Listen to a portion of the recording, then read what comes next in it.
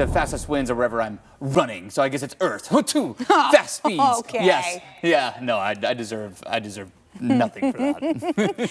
Hey, it's 8:36. If you want to be like opposite of Travis Tyke right now, kick back and relax. No running right now. After a rainy weekend like what we just had, you might be pining for a trip to sunny, crystal blue waters of the Mediterranean Sea. Yeah, you're hardly alone. The tiny island nation earned a spot on Travelzoo's must-visit destinations of the year. And now you can fly nonstop out of the U.S. Travelzoo's senior editor Gabe Saglier just wrapped a stunning weekend in Malta.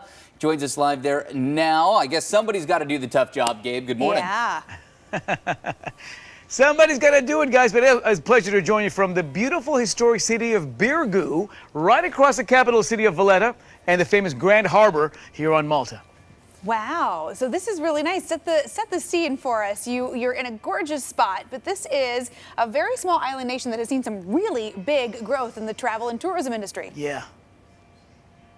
You got that right, Emily. I'm in the city of Birgu, the population 2,500, so very small. And this was a city established back in 1530 by knights as their original headquarters when they first landed on what was this remote rock here in the middle of the Mediterranean Sea. Now, I got to spend the weekend experiencing an event that happens every year in mid-October called Birgu by Candlelight. And it was just a magical event. I helped set the stage during the day, and then at night, boom, this is what happens. All the streetlights go out, people at home turn their lights off, and 26,000 candles across this tiny little city bring it to life. These wonderful winding medieval streets just glow with this warmth, and it's at the core really a community event. You know, people open their doors, they throw open their windows. My friend Josh and I got to hang out at night, make new friends, break out into song, break out into dance, but really just a wonderful community event, welcoming locals, welcoming international visitors at what is a beautiful, 500 years later now, still a beautifully preserved city. I want to show you what Birgu looks like during the day.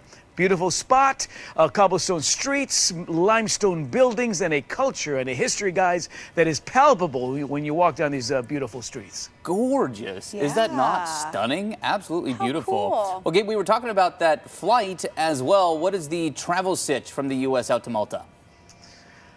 All right, so two bits of breaking news, Travis, that I think are a pretty big deal. Number one, this flight. So never before have we seen a nonstop flight from the U.S. to Malta. That changes June of 2026. Delta announcing that starting June 7th, they're going to do 3 weekly flights out of JFK. So we've got to get ourselves over to JFK, and then you board that flight at 5:30 p.m. You're on Malta at 8 o'clock the next morning. So it streamlines the process of travel in a very big way, makes this little archipelago of islands in the middle of the Mediterranean Sea that much more accessible. Now, the other bit of breaking news out of this region is around archaeology, and we've got these digs going on across these islands on a regular basis. I got to visit Malta's sister island of Gozo yesterday, which is home to a place called Gigantia. And Gigantia has two temples that are considered to be among the oldest self-standing structures in the world, predating the pyramids of Egypt even, suggesting that man has arrived in this part of the world 7,000 years ago. Well, new archaeological evidence dug up on Malta a few months ago suggests that no, man arrived in this part of the world 8,000 to 9,000 years ago. So the archaeological community very much abuzz because history basically being revised as we speak in real time. And for those of you who are into historical travel, heritage travel, a bit of news I think that's going to inspire putting Malta on your to-do list for sure. Wow. Jeez. That is really neat. Well, Gabe, you have become a bit of a Malta expert yourself. This is your third visit in less than a year. Not that any of us are keeping count. We're a little jealous over here. What have been some of your favorite finds on this most recent trip? You know what's crazy, guys? About a year ago, I would maybe have trouble finding Malta on the map. It's 70 miles south of Sicily, right in the heart of the Mediterranean, right? And now it's like, yeah, my third visit in less than a year, and there's always something new, special to discover. A couple of things I want to share with you. Valletta, the capital city that I mentioned, established in 1566 by knights, a UNESCO World Heritage Site. Last week, Condé Nast Traveler voted it the #1 capital city in all of Europe, mind you.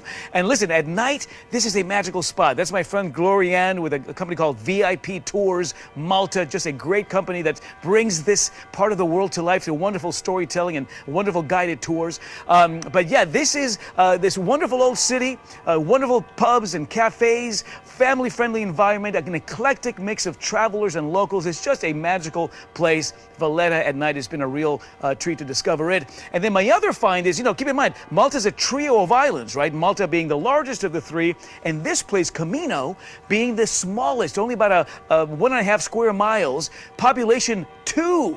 Believe it or not.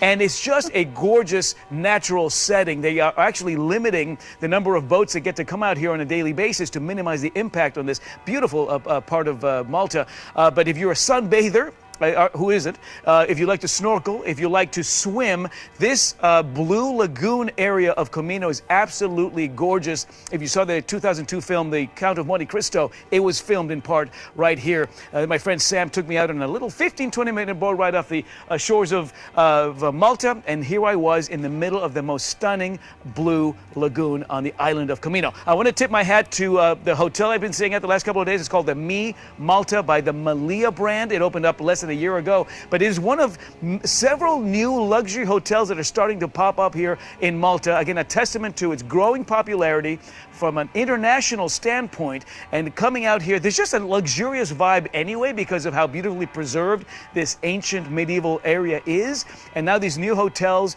40+ Michelin recommended restaurants are making it that much more of a rich, culturally driven experience. So just a wonderful place. Third visit, as you mentioned, but not my last. I believe that. I'm jealous every time we talk to you, Gabe, but this one might be at the top. I mean, it just looks stunning. Always good to see you. Thanks as always. Awesome. That was the idea, Travis. It worked. Thanks, buddy. It worked. You sold me. Enjoy the rest of your trip, Gabe. Man. That's pretty cool. We can learn more about booking your flight out to Malta by checking out this story on coin.com. I will hopefully see you out there.